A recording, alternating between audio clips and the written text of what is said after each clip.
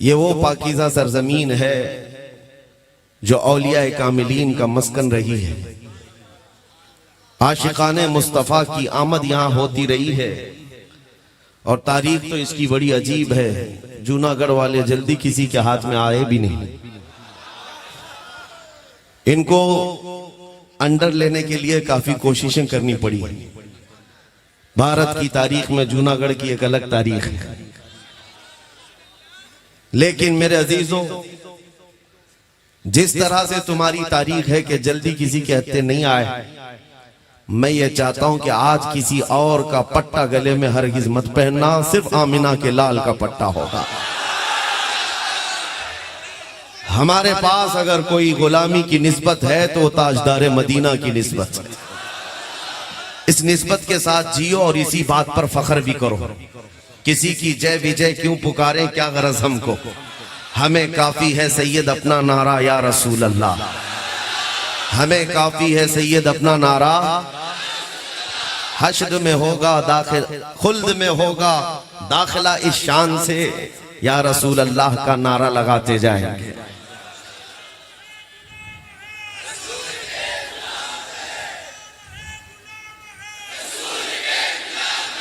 मेरे अजीजों, यही वो जज्बा है जो सफर की सारी थकान उतार देता है। यही वो मोहब्बतें हैं जो बीमार को सही करके खड़ा कर देती हैं। उम्मत मोहम्मदिया की इस बेदारी से दुनिया खौफजदा है, लर्जा बरंदाम है। दुनिया हमारी फौजी ताकत से नहीं डरती है। इसीलिए देखो, पेट्रोल मिसाइल रखने वाले हों, बड़े बड़े महकमे रखने वाले हों, वो पेट्रोल वाले और डीजल वाले, रियाल वाले हुकूमतों से नहीं डरते हैं। माजूर व्हील चेयर पर बैठने वाले, लब्बैक कहने वाले से डरते हैं। ये भी तक सच बात है मेरे अजीज। दुनिया हमारी कुर्सियों से नहीं डरती है, बड़े बड़े मालदारों से नहीं डरती है। दुनिया को खौफ है तो उन कमजोरों से जो लड़खड़ाते कदमों में भी अपने नबी को पुकारते, इसलिए कि उनको पता है इनकी आवाज में और इनकी पुकार में इतना दम है, इतना दम है कि रब तबारक व तआला इनकी पुकार पर समंदरों में रास्ते पैदा कर देता। इनकी पुकार पर आंधियां अपना रुख मोड़ लेती हैं। दी अजाने कभी यूरोप के कलीसाओं में तो कभी अफ्रीका के तपते हुए सहराओं में। आ गया ऐन लड़ाई में गर वक्त नमाज, किबला रूहों के जमीन बोस हुई कौम हिजाज। ये हमारी तारीख में बता रहा हूँ। सहाबा इकराम, ताबईन निजाम, नबी पाक के गुलाम, जिनका हाल ये था, दश्त तो दश्त है दरिया भी न छोड़े हमने, बहरे जुल्मात में दौड़ा दिए घोड़े हमने। एक ही सफ में खड़े हो गए महमूद अयाज, न कोई बंदा रहा न कोई बंदा नवाज। टल न सकते थे जंग में अगर अड़ जाते थे, पांव शेरों के भी मैदान से उखड़ जाते थे। हक से सरकश हुआ कोई तो बिगड़ जाते थे। अरे तेग क्या चीज है, हम तोप से भी लड़ जाते थे। सुभान अल्लाह, बेशक ये हमारी तारीख है। मेरे अजीजों, ये जज्बा दुनिया ये चाहती है कि दोबारा जिंदा ना होने पाए, दोबारा इनके अंदर बेदारी ना आने पाए। इसीलिए उन जुबानों को काटा जाएगा जो तुम्हें बेदार करना चाहती हैं। उन उलमा के गर्दनों में फंदे डाले जाएंगे, या तो खरीदा जाएगा, या जेल में डाला जाएगा, या तो उनको मार दिया जाएगा। ये तीन चीजें दुनिया हमेशा करती आई है जो कौम को बेदार करता है। ये जब मैं पढ़ रहा था उसी वक्त मेरे उस्ताद गिरामी ने मुझे बताया था, ये रास्ता बड़ा कठिन है, सोच समझ करके इख्तियार कर लेना। अगर इन तीनों चीजों से नबुर्दाजमा होने की ताकत रखते हो तो मैदान में उतर जाओ, और नहीं मसलहत के साथ जीना है तो फिर किसी सियासी नेता की जूतियां उठाकर जिंदगी भर आराम से रह सकते हो। हमने ये तय किया, हमने तारीख देखी है, जूतियां उठाने वाले 40-40 साल तक नौकरी करते रहे, बूढ़े हो गए तो उनको मार्गदर्शन में बिठा दिया गया। जाओ अब तुम्हारा काम नहीं है, पार्टी में तुम्हारा काम नहीं, नए लोग हैं। लेकिन हुजूर पाक की गुलामी में हमने देखा है, जो जितना बूढ़ा होता है इज्जत बढ़ती चली जाती है। बेशक यहाँ इज्जत बढ़ती चली जाती है, और मोहम्मद के गुलामों में तो बुढ़ापा आ ही नहीं सकता। क्या मेरे अजीजों, आपने यहाँ वो आंखें भी होंगी जिन्होंने ताजुश शरिया को देखा होगा। 75 साल की उम्र में हुस्न जमाल का हाल ये था, 1 लाख नौजवानों को एक तरफ बिठाओ, आंखें उस तरफ नहीं जाएंगी, उस एक ताजु शरिया को देखना चाहिए। बेशक वजह क्या है?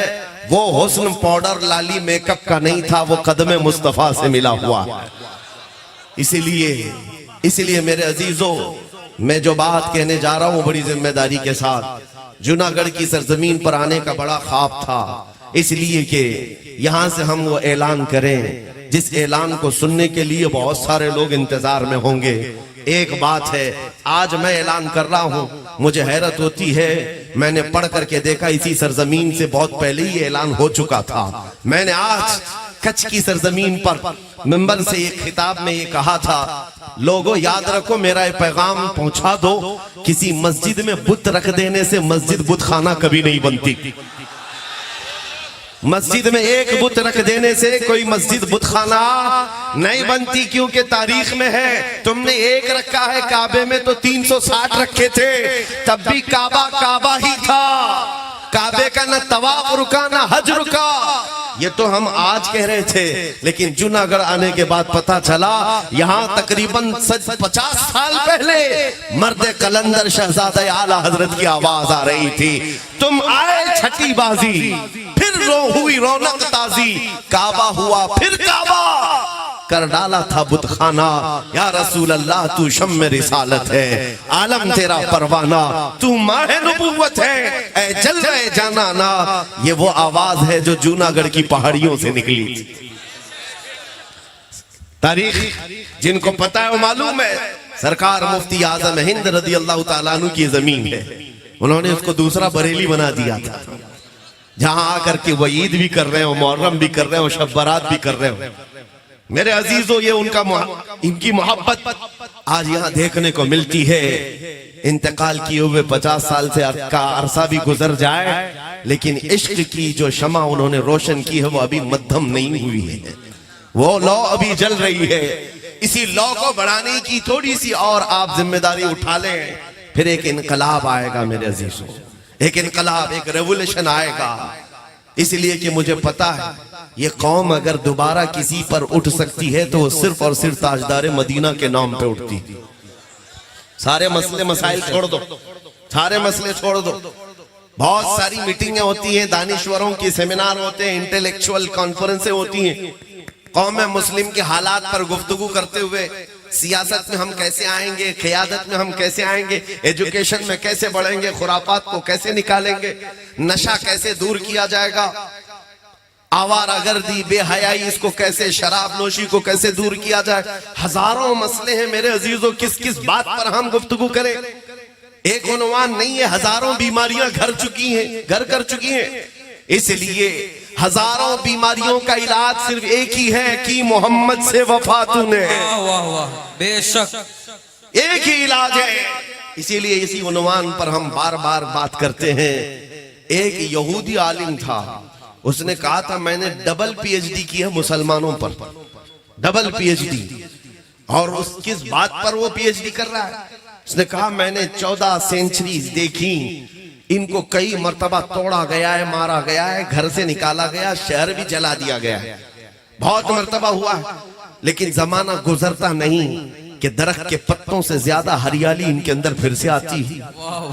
फिर ये जमा हुए, फिर मुत्तहिद हुए, इनकी टूटी बिखरी हुई बस्तियों से अजान की आवाज आज भी गूंजती है। बगदाद तोड़ कर रख दिया था चंगेज ने, हलाकू ने, गरनाता टूट गया था, मराकश बर्बाद था, कहां कहां वीरानियां नहीं आई। फिलिस्तीन में पिछले 70 साल से खून की होली खेलते हैं जालिम, लेकिन वो यहूदी कहता है हमने 1000 बार इस दरख्त को तोड़ा है, लेकिन इसमें हरियाली न कम हुई थी न कम होती है। इस बात पर मैं रिसर्च करते हुए 2 बार पीएचडी किया, डबल पीएचडी। किसी मुसलमान ने उससे पूछा कि नतीजा क्या निकला, आपके रिसर्च का रिजल्ट क्या है, आप किस रिजल्ट पर पहुंचे?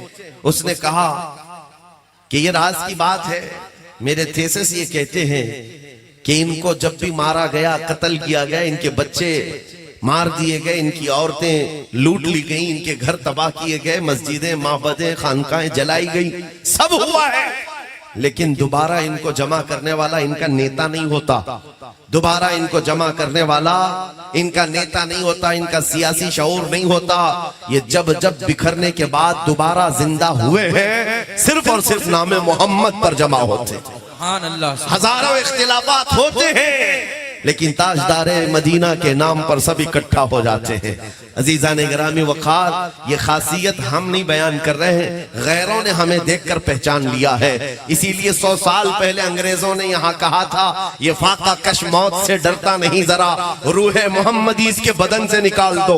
उन्होंने बहुत तड़पाया है मुसलमानों को, लेकिन बाद में उन्होंने देखा कि ये किसी से न झुकते हैं, न मरते हैं, न कटते हैं। रूह मोहम्मदी जब तक इनके दिलों में होगी, ये फिर आबाद होते हैं। इसलिए ऐसी जमातें बनाई गई जो जगह जगह घूम घूम करके तुम्हारे ईमान को लूट सके, तुम्हारे इश्क रिसालत का कत्ल कर सके। वो चेहरे पर दाढ़ी भी रखे होंगे, टोपी भी सजाए होंगे, जुब्बे कुब्बे भी पहने होंगे, और गली गली आकर नमाज, हज, ज़कात, रोजे, अमाल की बातें करते करते तुम्हारे दिलों से इश्क मोहम्मदी को खत्म करना चाहते हैं। ये अंग्रेजों की बनाई हुई साजिशें थी, उनके बनाए हुए प्लान थे। 100 साल से वो इस बात पर अमल करते रहे, लेकिन मेरे अजीजों, अल्लाह रब्बुल इज्जत का करोड़ा एहसान है, ये जमातें 100 साल से मेहनत करने के बावजूद भी हमारी कौम से अब तक वो इश्क नहीं छीन सकी हैं। और अगर छीनी थी तो हम दोबारा खड़े हैं। आज मशरिक से मगरिब, शुमाल से जुनूब, मैंने हिंदुस्तान के 200 से ज्यादा इलाकों को देखा है। जिस मजमे में गया, 8 साल के बच्चे से लेकर 80 साल तक का बूढ़ा अगर पुकारता है मजमे में, तो लब्बैक या रसूल अल्लाह। सुभान अल्लाह, सुभान अल्लाह। नारे तकबीर, नारे रिसालत, तहफ्फुज़े नामुसे रिसालत कॉन्फ्रेंस, नारे तकबीर, नारे रिसालत, लब्बैक लब्बैक लब्बैक या रसूल अल्लाह, लब्बैक।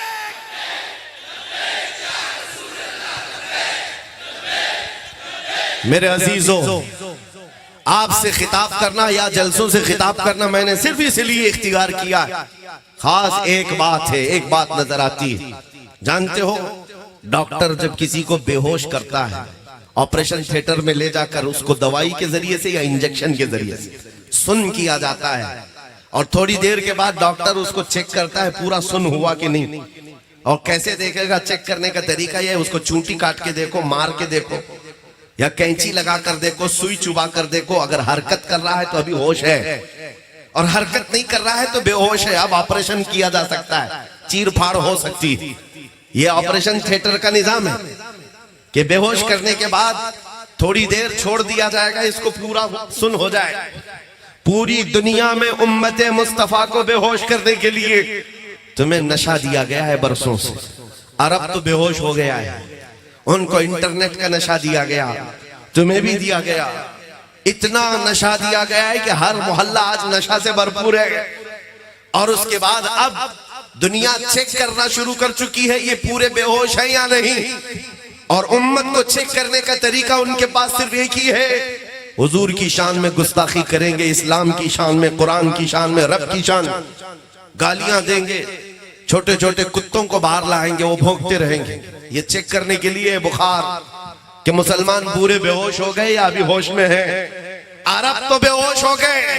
खुदा का करोड़ा एहसान है, हिंदुस्तान बेहोश नहीं हुआ। हिंदुस्तान का मुसलमान बेहोश नहीं हुआ।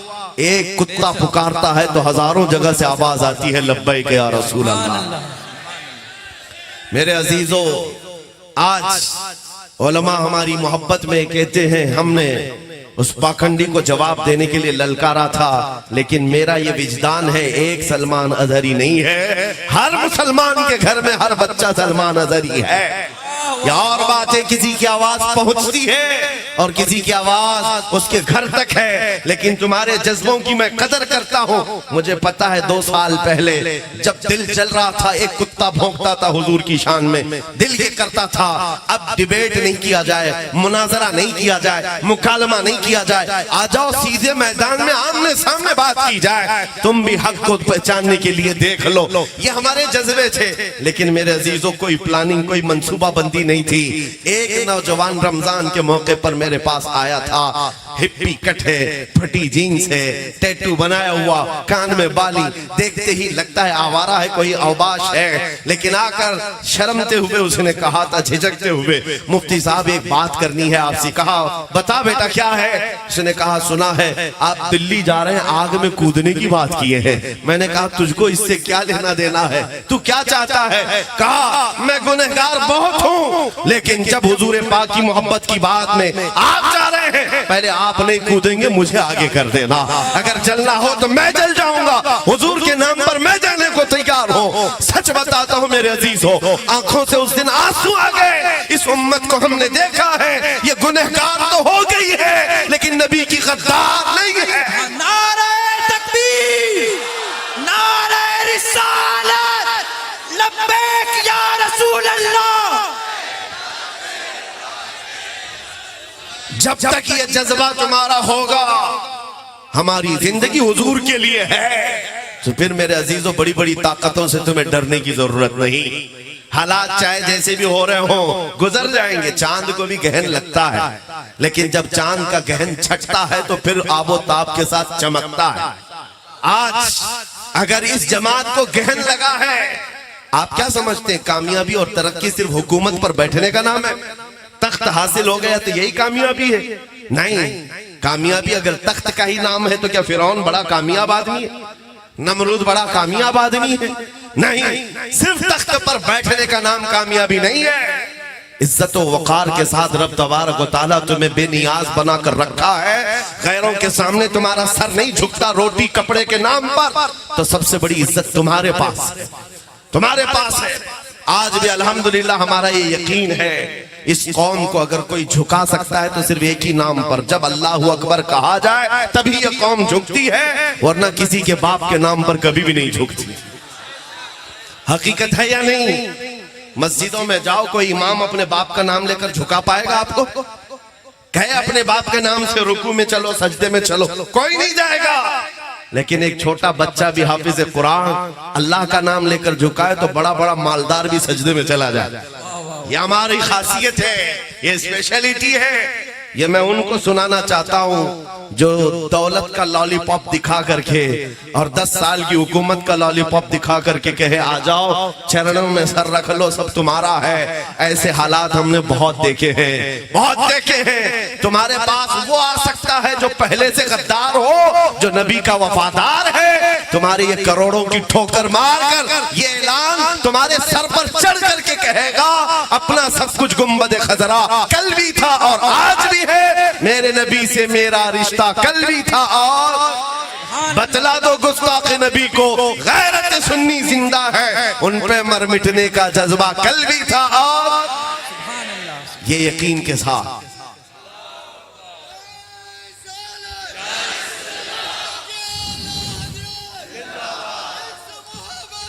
हज़रात इस बात को याद रखो, इस बात को याद रखो।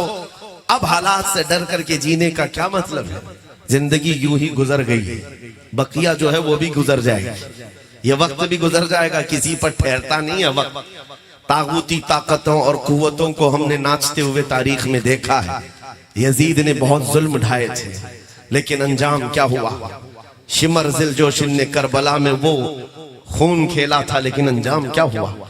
चंगेज जानते हो जिसने 50 लाख लोगों का कत्ल किया है, उसका अंजाम क्या हुआ? हलाकू किस तरह बर्बाद हुआ। ये बड़े बड़े आए हैं, बड़े बड़े जो डिक्टेटर थे अपने जमाने के, हिलाको बर्बाद हो गए। अब तो ये कुछ भी नहीं है, ये हवाओं के झोंके हैं, इंशाअल्लाह हवाओं में ही बह जाएंगे। बस तुम्हारे ईमान का इस्तिकामत का इम्तिहान है। तुम अगर जमे रह गए अल्लाह की मदद आएगी। कुरान कहता है इन्नल्लज़ीना क़ालू रब्बुनल्लाह थुम्मा इस्तक़ामू ततनज़्ज़लु अलैहिमुल मलाइका अल्ला तख़ाफू वला तहज़नू व अबशिरू बिल जन्नति अल्लती कुन्तुम तुअदून। बेशक वो लोग जिन्होंने ये कहा अल्लाह हमारा रब है, फिर उस पर जमे रहे। रब फरमाता है उन पर अल्लाह फरिश्ते उतारता है, वो ये कहते रहते फरिश्ते घबराओ मत, डरो मत, हम तुम्हें वो बशारत सुनाने आए हैं जो अल्लाह ताला का वादा है, तुम्हारे लिए जन्नत इंतजार कर रही है। अज़ीज़ान गिरामी वक़ार, आज अगर कोई तुम्हारे सामने ये मामलात आते हैं इस्तिकामत को ललकारने के लिए, तुम्हारे ईमानी हरारत में लग़ज़िश लाने के लिए उस वक्त अगर किसी को याद करना तो बिलाल हबशी को याद कर लेना, खुबैब इब्न अदी को याद कर लेना, खब्बाब इब्न अरत को याद कर लेना। अपने बच्चों को रसूलुल्लाह के उन जानिसारों की तारीख याद दिलाओ कि बेटा सिर्फ हलवा पराठा खाने का नाम आशिक रसूल नहीं है, सिर्फ नान खटाई और पेड़े जलेबियां खाने का नाम सुन्नी नहीं है। सुन्नी कौन है? या रसूल अल्लाह, सर कटाते हैं तेरे नाम पे मर्दाने आरा, वो हैं जिनके अंदर जज्बा भी हो। हालात अगर सख्त हो गए तो रसूल पाक सल्लल्लाहु अलैहि वसल्लम के नाम पर हम खाते तो रहे, अगर कभी वक्त आया मुसीबत उठाने का तो हम उसको भी झेलने के लिए तैयार रहे। लेकिन इस अहद के साथ जो सहाबा का था, मैंने एक मर्तबा एक तारीख में देखा, एक सहाबी है साद इब्न रबी, मैदान उहद में उनका पेट फाड़ कर अंतड़ियां निकाल दी गई थी, 12 नेज़े मारे गए थे, और जब पेट फट गया तब भी अभी वो जिंदा थे, अभी उनकी रूह निकली नहीं थी। सहाबा ढूंढते हुए मैदान में उनको आए, कहा साद तुझे अल्लाह के रसूल ने सलाम कहा है, आखिरी सांसें चल रही हैं। उस वक्त जानते हो सहाबी का क्या कहना था? बल्लिगू मिन्नी सलाम, ऐ मेरे दोस्तों हुजूर को मेरा सलाम कह देना। और क्या कहते हैं? जाकर के अर्ज करना मैंने उनकी हिफाजत का हक अदा नहीं किया। जिसका पेट फट गया हो, अंतड़ियां निकल गई, और वो कहता है रसूलुल्लाह की हिफाजत का हक अदा नहीं किया, तो हम यहाँ आराम से खर्राटे लेकर के हुजूर की इज्जत की हिफाजत का हक अदा कर रहे हैं। उस साहबी ने ये कहा आने वालों से, मेरे दोस्तों जाओ मदीने वापस अगर जाओगे, मेरी कौम को मेरा ये मैसेज दे देना कि अगर तुम्हारी जिंदगी में कोई रसूलुल्लाह तक हाथ भी लगा दिया तो कयामत के दिन तुम्हारा कोई उज्र कबूल नहीं किया जाएगा, कोई उज्र कबूल नहीं किया जाएगा। मैं ये पढ़ते हुए कभी आलम तसव्वुर में उन सहाबा को पूछता हूँ, क्या दर्द नहीं होता, क्या तकलीफ नहीं होती? पेट फट जाए, तुम्हारे सामने बच्चों का कत्ल हो जाए, कैसा जिगरा था आपका, कैसे इम्तिहानात को निकाल लेते थे, पार कर लेते थे। वो सहाबा का एक ही नारा है, हर जुल्म हर सितम गवारा है, या रसूल अल्लाह बस तू कह दे कि तू हमारा है। हर जुल्म हर मुसीबत गवारा है, उनका ये ईमान था। जानते हो मेरे अजीजों, एक खातून हुजूर के दरबार में आई 1.5 साल का बच्चा लेकर, कहा आका इसको भी जिहाद में ले चले जाए, जंग में अगर मेरे बच्चे की काम आ जाए तो ले जाए। हुजूर ने फरमाया 1.5 साल का दूध पीता बच्चा क्या किया जाए? वो खातून कहती है मेरे घर में इसके अलावा कोई नहीं, मेरा शोहर शहीद हो गया, मदीने की खवातीन अपने अपने जवान बेटे आपके साथ भेज रही हैं, मैं 1.5 साल के बच्चे को लेकर घर में बैठी तो बेकरारी बढ़ गई कि नबी की बारगाह में मेरा कुछ नहीं, मैं कुछ नहीं पेश कर सकती, यही लेकर आई। फिर कहती खातून का ईमान तो देखो, कहती हाँ मुझे पता है मेरा बच्चा तीर तलवार नहीं चला सकता, आप अपने सहाबा के हाथ में दे दें, जब दुश्मनों की तरफ से तीर चले मेरा बच्चा ढाल के काम तो आ सकता है, मेरा बच्चा ढाल के काम आ सकता है, तीर आएंगे तो मेरा बच्चा अपने सीने पर लेकर आपके सहाबा की हिफाजत करेगा। मैं सोचता हूं क्या जिगरा था उन माओं के अंदर, वो कैसी फिदाई थी हुजूर की मोहब्बत में।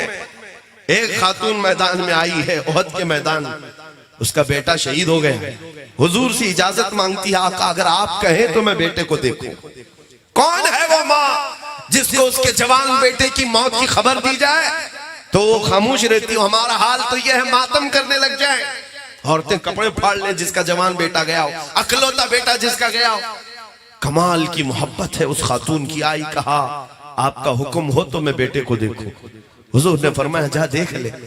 वो औरत, वो मदीने की खातून अपने बेटे को देखने आई, उसका जुब्बा उठाया और पीठ पर हाथ फेरने लगी, और उसके बाद फिर लिटाया लाश को, फिर उसके बाद सजदा शुक्र अदा कर रही है।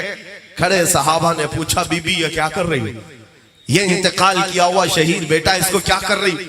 नम आंखों से आंसू पोंछते हुए खातून कहती है जब मेरा जवान, मेरा ये लाल घर से निकल रहा था तो मैंने इसको वसीयत की थी कि बेटा रसूलुल्लाह के साथ जा रहा है, अगर हालात सख्त हो गए तो हुजूर को छोड़कर भागना मत, मैदान छोड़कर भागना मत, और अगर तू भागते हुए मारा गया तो मैं अपना दूध माफ नहीं करूंगी, मैं अपना दूध नहीं माफ करूंगी। हुजूर को छोड़कर भागा था। यहाँ औरतें तो ये कहेंगी बेटा घर में बैठ, हालात खराब है, बाहर मत जाना, बाहर मत निकलना, ऐसे हालात है, खराब है। मदीने की खातून है, कहती अगर हुजूर को छोड़कर आया मैं अपना दूध माफ नहीं करूंगी। फिर मैं मदीने में थी, मुझे खबर मिली उहद के मैदान में हालात सख्त हो गए, सहाबा कराम की शहादतें हो गई, 70 सहाबा की शहादतें हुई।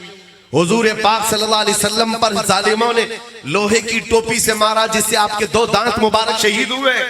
ये खातून कहती मैं बड़ी बेकरार थी, जब उहद के मैदान में हालात बेकाबू हो गए हैं, मुसलमानों को शिकस्त हुई है, तो कहीं मेरा बेटा मैदान छोड़कर भागा तो नहीं। मैं मदीने से भागती हुई आई, लेकिन बीच रास्ते में ही मुझे खबर दी गई कि नहीं, तेरा बेटा भागा नहीं, शहीद हुआ, इंतकाल कर गया। वो खातून कहती फिर भी मुझे इत्मीनान नहीं था कि कहीं भागते हुए तो नहीं मारा गया, छोड़कर जा रहा था, भागते हुए तो नहीं मारा गया।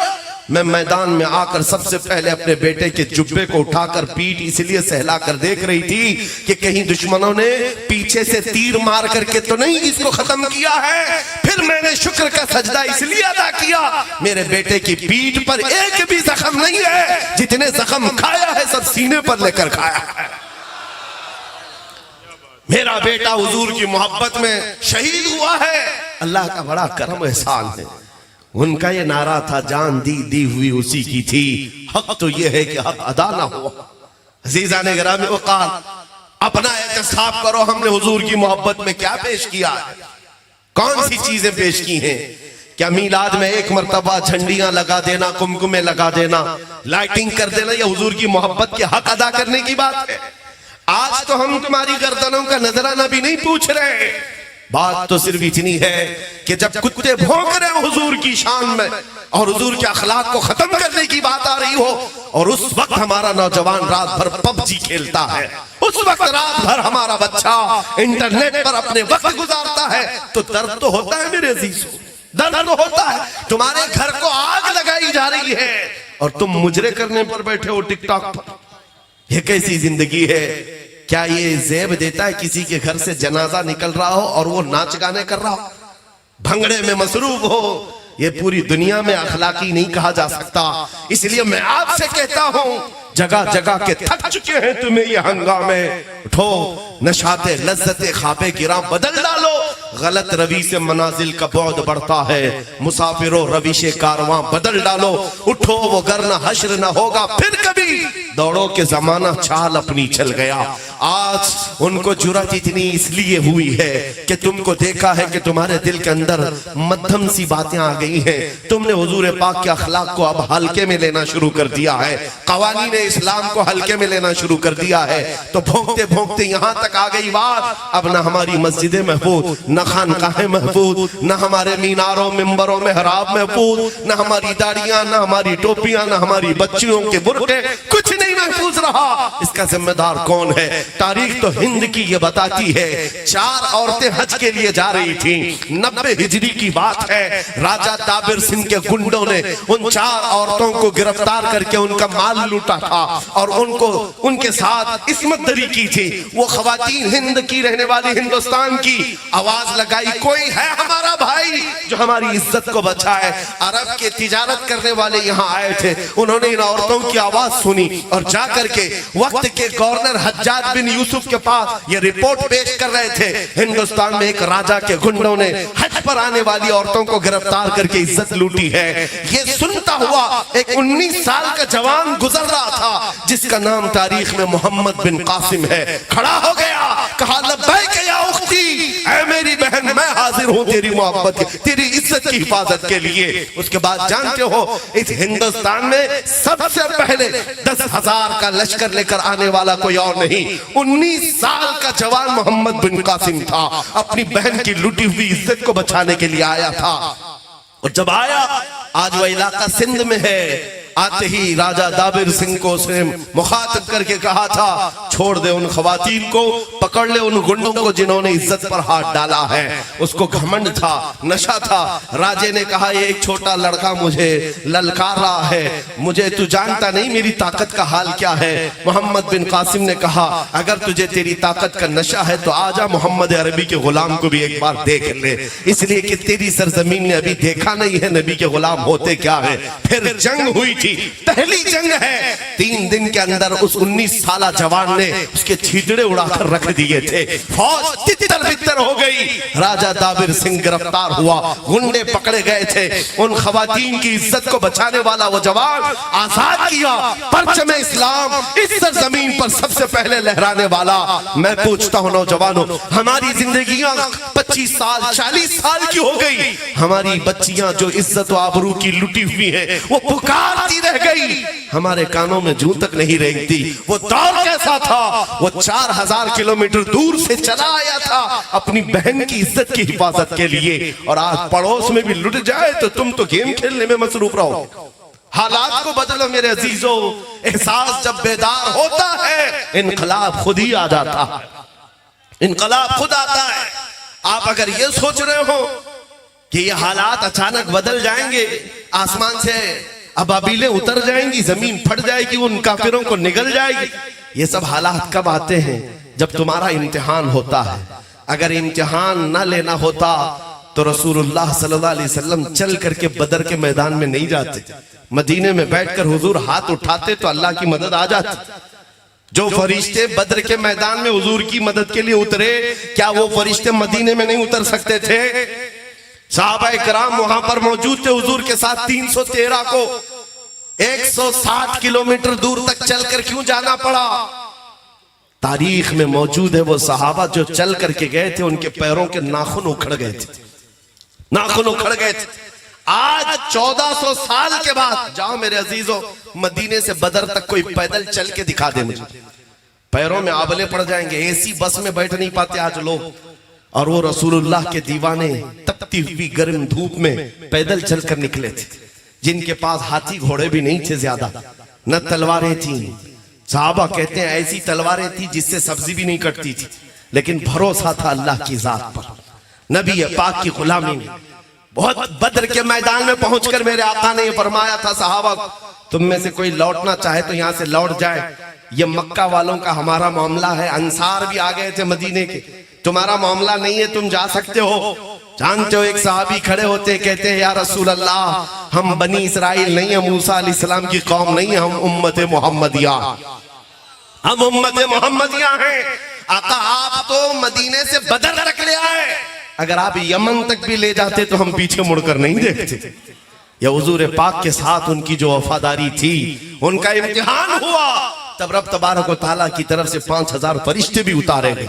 आज तुम इनकलाब लाकर दिखाओ, ये जो तुम्हारी मस्जिदें सुनी हैं, किसी दिन फजर में इसकी सफे भर दो, फिर देखो रब तआला की रहमतें कैसे आती, फिर देखो इनकलाब कैसा आता है। तुम बिस्तरों को गर्म करके मदद के इंतजार में रहोगे तो ये खाम ख्याली नहीं है, ये खाम ख्याली है। अभी मैं नारा लगाऊं इस्लाम जिंदाबाद, हर कोई कहेगा, कहेगा कि नहीं कहेगा? इस्लाम से प्यार है, इस्लाम जिंदाबाद कहेंगे। तो फिर ये इस्लाम तुम अपनी औरतों पे क्यों नहीं पसंद करते? तुम अपनी बेटियों पर क्यों नहीं पसंद करते? कहो अपने घर में भी इस्लाम जिंदाबाद। अपनी शादियों में, शादी हॉलों में जाकर देखो तो दूर दूर तक इस्लाम दिखता ही नहीं, फिर किस इस्लाम को जिंदाबाद कह रहे? अपने घरों से जब निकाल दिया है तो फिर जालिमों से क्या तवक्को, क्या उम्मीद? मुझे रहजनों से गरज नहीं, तेरी रहबरी का सवाल है। इसलिए मेरे अजीजों, इनकलाब तुम्हारे घर से आएगा। उनकी इतनी हिम्मत नहीं है कि मस्जिदों को, माबदों को बुतखाना बना दे। तुमने जब छोड़ दिया है इन मस्जिदों को वीरान, तो हमारे यहाँ एक मुहावरा है, जब मैदान खुला रहता है तो वहां कुत्तों का राज हो जाता है। मैदान में चलते फिरते रहोगे तो कुत्ते नहीं बैठते, और जब खाली छोड़ दिया जाता है तो सब जमा होते। तुमने ये सब चीजें खाली कर दी, इसलिए आओ मेरे अजीजों, ये आज अज़्म मुसम्मम कर ले। हम इनकलाब ला सकते हैं तो चाकू, छुरी, तलवार, बारूद, बंदूक, इन सब से नहीं, अखलाक़े मुस्तफ़ा से ला सकते हैं। इनकलाब आएगा हुजूर पाक की मोहब्बत से आएगा। जामे इश्क मोहम्मद जो पहन लेता है, हर खार को वो फूल बना लेता है। हुजूर पाक सल्लल्लाहु अलैहि वसल्लम की मोहब्बत का जामा जो पहन लिया, मेरे अजीजों, ताकत इतनी हो जाती है उसके पास, असर इतना होता है, आपको हथियारों की जरूरत नहीं पेश आएगी। जामा इश्क मोहम्मद पहनकर गली में घूमने लग जाए, ऐसे ही कई कीड़ों की मौत आ जाए, सिर्फ तुम्हारी खुशबू से कई कीड़े मर जाएं। हम यही चाहते हैं। 100 साल गुजर गए, बरेली के इमाम ने जो कलम चलाया था ना, नजदी किलों में आज भी जलजला है या नहीं है? नाम से घबराहट है, खौफ है। उन्हें पता है कलम के अंदर इतनी ताकत थी कि बरेली में बैठकर लिखे हुए एक एक लफ्ज का असर ऐसा है कि आज भी जब पढ़ा जाता है तो ईमान भी ताजा होता है और कई लोगों के पेटों में मरोड़ भी शुरू हो जाता है। हर मिलाद में देखो हमारे जवान कहते हैं हश्र तक डालेंगे हम पैदाइशे मौला की धूम, मिस्ल फारस नजद के किले गिराते जाएंगे, खाक हो जाए अदू जलकर मगर हम तो रजा, दम में जब तक दम है जिक्र उनका सुनाते जाएंगे। और सुन्नियों को सब पता है, मुझे मालूम है। आला हजरत देखा है आपने? आला हजरत को किसी ने देखा है? कोई नहीं होगा यहाँ देखा हो, शायद बाप ने भी नहीं देखा होगा, वो तीसरी पीढ़ी हो सकती है, कोई नहीं है देखा हुआ। लेकिन कलाम का असर ऐसा है, कलाम का ऐसा असर है। मदरसे नहीं गए होंगे, कई लोग पढ़े लिखे नहीं होंगे, तब भी मैं ये आधा जुमला बोलता हूं, दूसरा जुमला तुम्हारा इश्क बोलता। वो जो न थे तो, वो जो न हो तो। ये जवाब कहां से आ रहा है? ये ईमानी जवाब। आला हजरत ने ऐसा जोड़ रखा है तुम्हें नबी पाक से, हुजूर के बारे में अकीदा दिया है, वो जो न थे तो और वो जो न हो तो। ये अकीदा है मेरे अजीजों, ये पिला करके गया है उस शहे अहमद रजा ने। 100 साल तक भी यह असर बाकी है और आज भी खानदान में वो मौजूद है मेरे अजीजों। वो खानदान को अल्लाह ताला सदा सलामत रखे, जहां से आने वाला हर एक इश्क की शमा रोशन करता गया। शहजादा भी कोई कम थोड़ी ना था और इश्क पिलाया ऐसे, जूनागढ़ वालों को इतना पिलाया, तकरीबन 33 मरतबा, 45 मरतबा, 35 मरतबा शहजादा आला हजरत का यहाँ पर नुज़ूल, आना जाना आना जाना। मेरे अजीजों, आपको पता है जिस घर में चूहे ज्यादा होते हैं ना, स्प्रे मारने की जरूरत नहीं होती, दवाई रखते हैं चूहों के लिए लोग जहरीली। मैं कहता हूं नहीं, ये दवाई रखने की जरूरत नहीं, स्प्रे मारने की जरूरत नहीं, एक बिल्ली पाल लो बस काफी। बिल्ली की आवाज से ही चूहे भाग जाते हैं। इसीलिए मैं कहता हूं मेरे अजीजों, जिन इलाकों में उलमाए अहले सुन्नत का आना जाना हमने देखा है, वहां गद्दार चूहों का कोई दखल नहीं होता। वो इलाके महफूज नजर आते हैं, वो इलाके महफूज नजर आते हैं। ये इश्क जो सिखाया गया है तुम्हें मेरे अजीजों, इसको और बढ़ाने की जरूरत है, इसको और बढ़ाने की जरूरत है। आज जिस बात की हमें जरूरत है वो एक इनकलाब, जो मैं नौजवानों से चाहता हूं, छोड़ दो ये फिल्मी दुनिया को, छोड़ दो इन तमाम ग्लैमर की दुनिया को। तुम्हें टिकटॉक पर बुलाकर स्टार बनाने के जो दावे किए जा रहे हैं हरगिज सच्चे नहीं है, सच्चे नहीं है। दुनिया तो तुम्हें ऐसा बनाना चाहती है कि ना तुम मर्द रहो ना औरत रहो। दुनिया तो तीसरी मखलूक बनाना चाहती है, और बनते भी हैं बहुत सारे लोग, शौक से बनते हैं। देखो इनको कानों में बालियां भी पहन लिया, हाथों में चूड़ियां भी पहन लिया, सर में चोटी भी रख लिया, अंदर से मर्द ये बाहर से कुछ और दिखता है। ये दुनिया तुम्हें बना रही है और तुम शौक से बनते जा रहे हो। औरतों को नंगा कर दिया, कपड़े निकालो, कम से कम पहनो। पूछो इनसे क्यों? कहा ये फैशन है, जितने कम कपड़े पहने उतना फैशन है। तो हम तो ये कहते हैं इसके एतबार से देखा जाए तो भैंस सबसे ज्यादा फैशनेबल है, वो कुछ भी नहीं पहनती, कुछ भी नहीं पहनती। जानवर बना रहे और फैशन कह रहे हो, पूरे जिस्म की नुमाइश ये फैशन है। मेरे अजीजों, तुम्हारी इज्जत मुस्तफा के कदमों में है, अखलाके मुस्तफा में है। ये जो धक्के खाने की आदत हमारी हुई उसकी वजह यही है कि दुनिया ने तुम्हें कुछ और ही पढ़ाया है, तुम्हें कुछ और ही पढ़ाना शुरू कर दिया है। हिस्ट्री के नाम पर पता नहीं कैसे कैसे चूहों की तारीफ पढ़ाई गई है। मैं कहता हूं मेरे अजीजों, जो बीमार आदमी भी हो ना, हमारा बीमार बच्चा भी हो, इसको सही करना हो तो खालिद बिन वलीद की तारीख पढ़ो, सलाहुद्दीन अय्यूबी को पढ़ाओ, शहाबुद्दीन गौरी को पढ़ाओ। और दुनिया ये नाम लेना भी नहीं चाहती, धीरे धीरे ये नाम खत्म कर दो। मुसलमानों में ये नाम जब आएंगे इनको शौक होगा, फिर बेदारी आएगी, फिर इनकलाब आएगा। इसलिए बार बार ये कुरेद करके तुम्हें ये कहा जाता वो जालिम था, ये जालिम था, फला जालिम था, महमूद गजनवी जालिम था, औरंगजेब जालिम था, सब जालिम थे। तुम्हारे दिलों में ये बात आ जाए क्यों? उन्हें पता है कि इनकी तारीख की तरफ ये जाए तो फिर ये आशिक रसूल बन करके निकलेगा। सलाहुद्दीन को अगर पढ़ाया जाए तो सलाहुद्दीन एक बादशाह का नाम नहीं है, सिर्फ एक जर्नैल का नाम नहीं है, उस अजीम आशिक रसूल का नाम है जिसने बैतुल मुकद्दस को फतह किया था, दौलत के लिए नहीं। जब फतह किया था तो जानते हो मेरे अजीजों, बीमार हो गया तो रोने लगा सलाहुद्दीन। लोगों ने पूछा क्यों रोते हो? कहा मैंने मन्नत मांगी थी कि बैतुल मुकद्दस फतह हो जाए तो मैं हज के लिए जाऊंगा, लेकिन मेरे पास हज के जाने के पैसे नहीं। वो सलाहुद्दीन है, हज पे जाने के पैसे नहीं है। और वह ऐसा आशिक रसूल कि एक बार खबर आई थी, एक जालिम बुर्निस नाम का ईसाई सिपह सलाह मुसलमानों के काफिले को लूटा और मारने लगा। और मारा तो मारा, लूटा तो लूटा, लेकिन कहता जाता था हर मार पे बुलाओ मोहम्मद को, कहां है? बुलाओ मोहम्मद को, बचाने क्यों नहीं आते? मुआज़ल्लाह रब्बिल आलमीन बार बार हुजूर का नाम लेकर ताना देता। वो मुसलमान मारे गए, लूटे गए। फिर खबर सलाहुद्दीन तक आई कि बुर्निस नाम का वो सिपह सालार ईसाइयों का, उसने ऐसी हरकत की है। सलाहुद्दीन की एक आदत थी, जंगी कैदियों को बहुत आजाद करता था, बहुत आजाद किया है। 1 लाख से ज्यादा लोगों को आजाद किया है जो कैद में आए थे।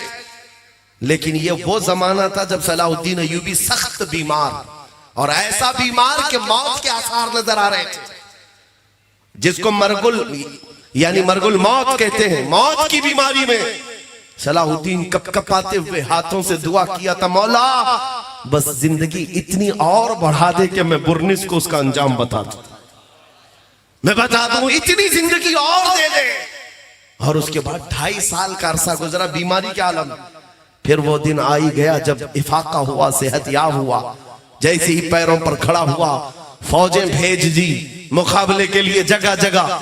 और फिर आखिर वो वक्त आ ही गया, बकरे की अम्मा कब तक खैर मनाएगी, एक दिन तो बकरीद आकर रहेगी। वो बुर्निस तो गिरफ्तार हुआ और सिपाहियों के हाथों कैद होकर जब सलाहुद्दीन के पास पहुंचाया गया, पूछा सलाहुद्दीन ने मेरे बारे में क्या गुमान रखते हो? कहा तुम्हारी तारीख है, तुमने बड़े बड़े हमारे कैदियों को माफ किया है, आजाद किया है, मैं भी यही उम्मीद रखता हूं। सलाहुद्दीन ने कहा हरगिज नहीं, मैंने हजारों को माफ किया है, लेकिन तुझे अगर माफ कर दिया तो अल्लाह का अजाब आ जाएगा। सुन, गर्दन पर तलवार रख करके सलाहुद्दीन ने कहा 2.5 साल पहले तूने उन मुसलमानों को मार करके पुकार कर कहा था बुलाओ मोहम्मद कहां है? देख मोहम्मद रसूलुल्लाह ने मुझे भेजा है तेरी गर्दन लेने के लिए। अजीजान गिरामी वक़ार, उस आशिक रसूल की जिंदगी पढ़कर आंखें उस वक्त भीग जाती हैं। बुर्निस को तो उसके अंजाम तक पहुंचा दिया, लेकिन उसके बाद लड़खड़ाते कदमों से पहले बिस्तर पर आकर सो गया। उनके खादिमे खास कहते हैं 2.5 साल तक बीमारी के आलम में एक दिन भी, एक रात भी सलाहुद्दीन पैर फैलाकर बिस्तर पर नहीं सोया, मट्टी पर सोता था। जब हम उठाते थे बिस्तर पर, आ जाओ, तड़प कर कहता मेरे नबी को कोई गाली दे रहा हो और मैं बिस्तर पर सोऊं, ये मुझे ज़ेब नहीं देता, मुझे सलाहुद्दीन नहीं कहा जाए। ये ईमान था।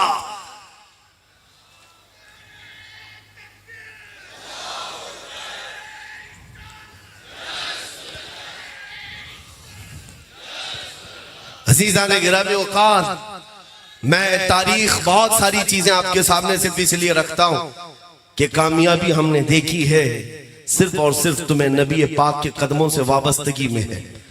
अपने दिल का है उन्हीं से आराम, सौंपे हैं सब उन्हीं को काम। लो लगी है कि उस दर के गुलाम चाहे दर्दे रजा करते हैं। आओ बरेली के इमाम ने 100 साल पहले जो दावत दी थी कौम को, वो दावत मैं तुम्हें देता हूँ। सुना जंगल रात अंधेरी, छाई बदली काली है, सोने वालों जागते रहियो, चोरों की रखवाली है। आंख से काजल साफ चुरा ले, या वो चोर भला के है, तेरी गठरी ताकी है और तूने नींद निकाली है। इस दुनिया का हाल ये है, शहद दिखाए जहर पिलाए, कातिल डाइन शोहर कुछ, इस मुर्दार पे क्या ललचाए, दुनिया देखी भाली है। आज तुम्हें जो लॉलीपॉप दिखाए जाते हैं ये वो शहद है जो हकीकत में जहर है। बुलाया जाता है आजा मेरे पास, दरबार में आजा, तुझे इज्जत दी जाएगी। उसकी गुलामी छोड़ दे, इसकी पार्टी छोड़ दे, सख्ता हमारे पास है, ताकत हमारे पास है। इन दर बदलू लोगों ने तो हमें बहुत कुछ सिखा दिया। जो रोज बदलते हैं ना, इनसे पूछो जाकर के मियाँ अभी तो कल आप उस पार्टी में थे, आज यहाँ आ गए। वो कहेंगे नहीं सकता, यहाँ हुकूमत यहाँ रहोगे तो फंड भी मिलेगा, काम भी होगा, पैसा भी होगा। तुमने बहुत अच्छी बात सिखाई है, जिसके पास ताकत होती है उसके पास जाने में फायदा होता है। तो सुनो कान खोलकर, हम सुन्नियों का मिजाज ये है, हम ताकत और कुव्वत का मालिक 5 साल वालों को नहीं समझते, उस हसीन गुंबद खजरा के मालिक को जहां में उनकी चलती है। वो दम में क्या से क्या कर दे, जमीन को आसमां कर दे, सुरैया को सरा कर दे।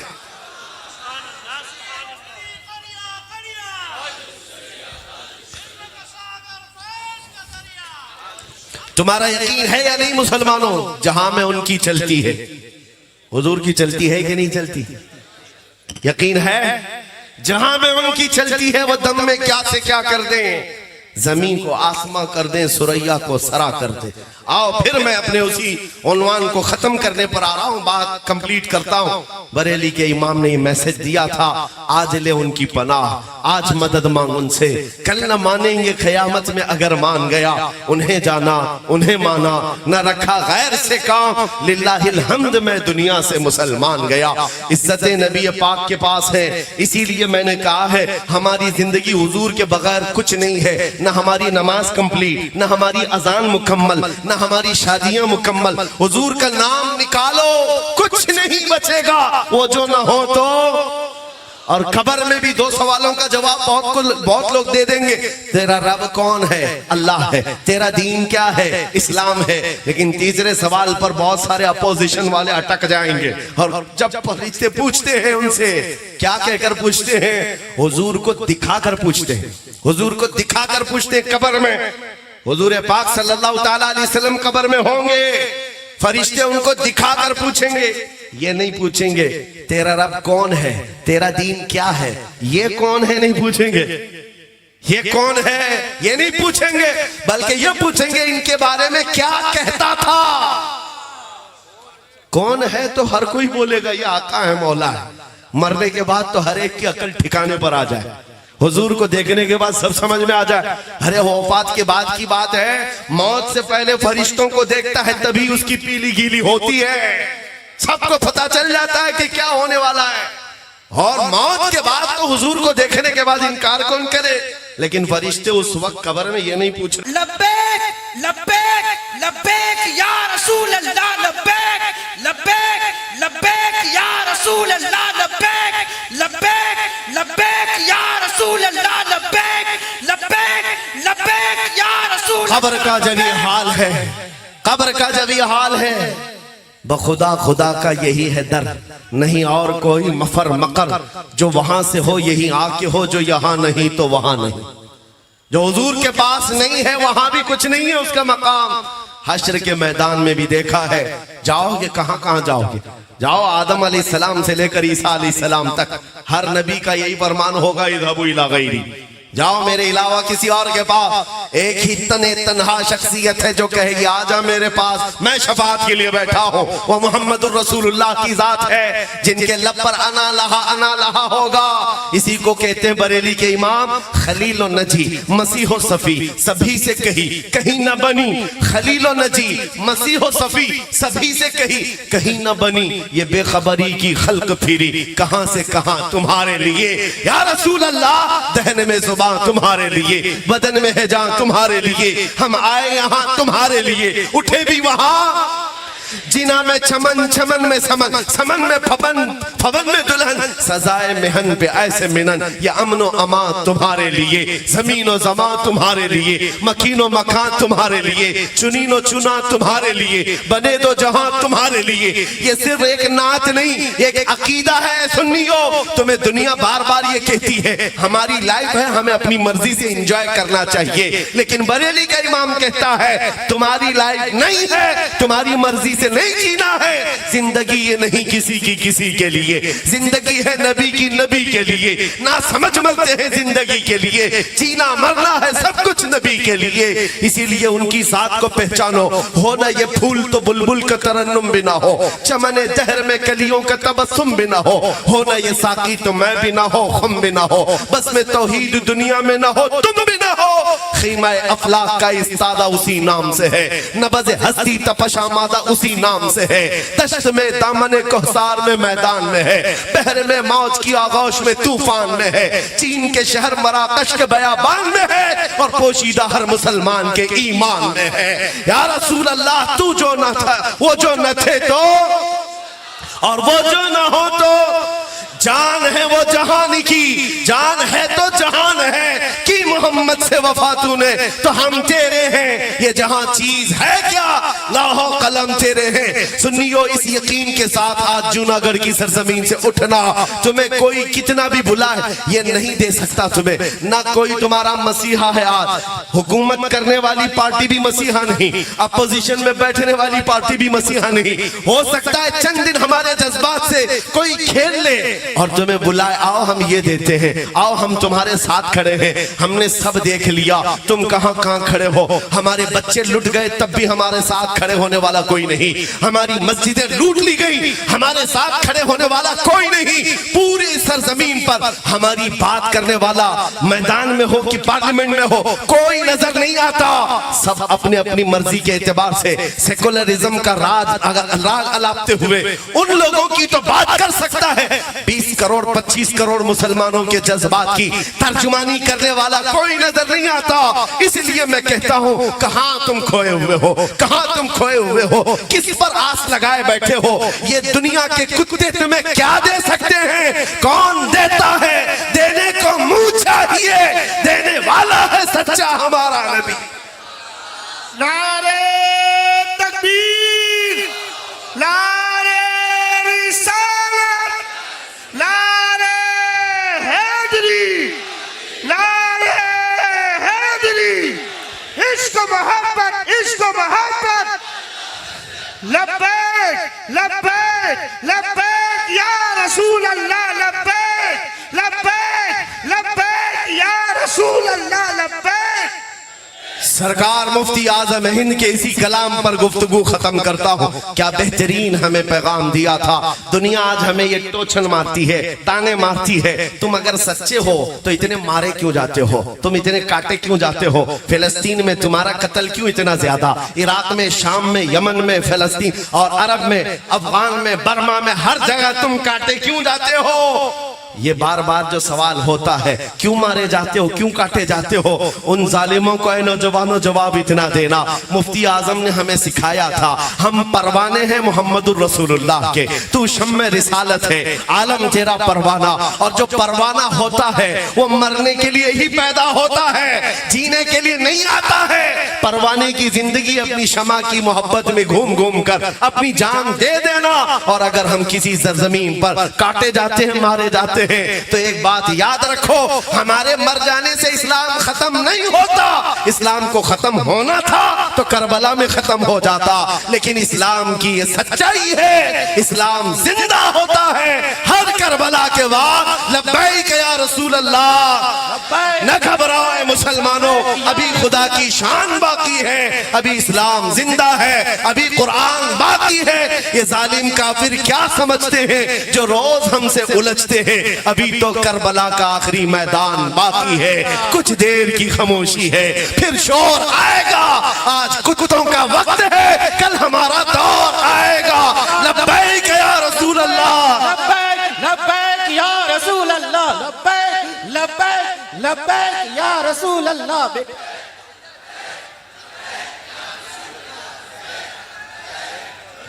या रसूल अल्लाह, लब्बैक लब्बैक